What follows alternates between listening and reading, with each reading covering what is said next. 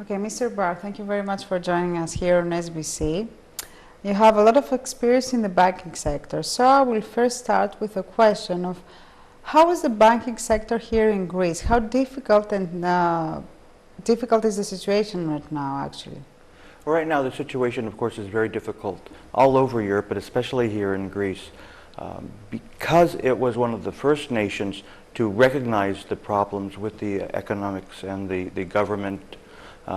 They took the biggest hit first off.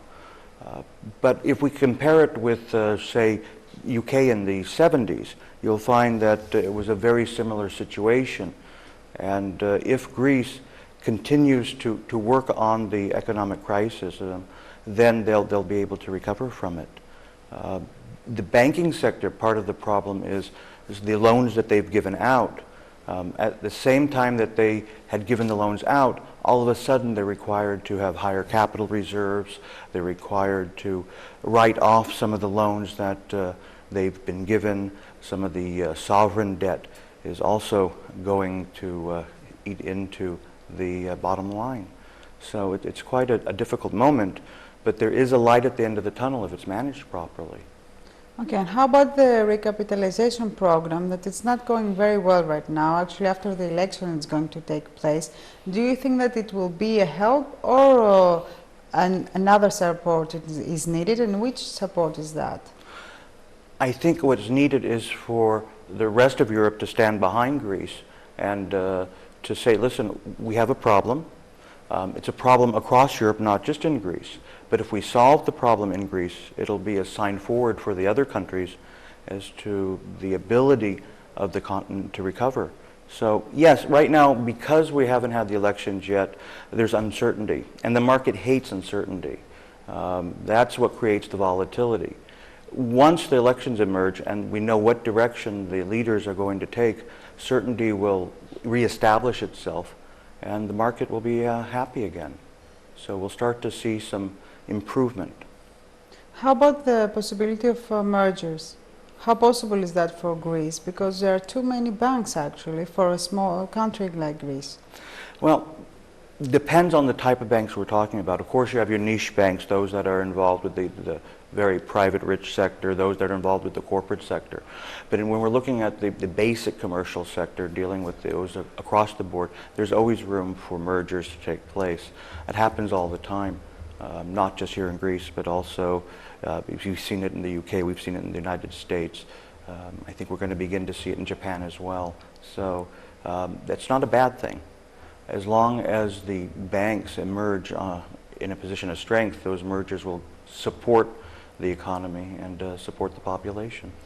Regarding the rest of Europe, we see in Spain now with the banking sector collapsing. What is your feeling about the banking sector of Spain, and how critical is it for Italy as well? Well, in terms of Spain, if we look at like Bank Santander and some of the other banks, they have a multinational presence, and that's going to cushion them with regards to the local problem that they're facing in Spain. They're lucky. When we look at the local banks that don't have that multinational cushion, they're going to suffer a bit more. In fact, you're going to see mergers and takeovers because of that. Again, if the banks emerge with a position of strength, it'll be good for them. If, on the other hand, it's a shark eats the fish and it'll be a bloodbath, and we're going to see the government stepping in and imposing more regulation. How about the role of ECB? How critical is it right now, and why it is not taking action, actually? We've seen some steps that they are not very, let's say, they do not give us the support that we want from ECB. The role of ECB has to be more critical and more actually bigger. I think a major problem for the ECB is it never envisioned a problem like this, the sovereign crisis as it spread across Europe. It was always looking at it from a positive point of view.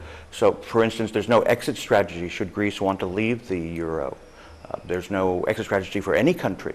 There was only an entry strategy. There's no way for them to know what they need to do next. I think they also are waiting for the elections to pass here in Greece in order to see what kind of help they want to provide. Okay, turning now to the United States.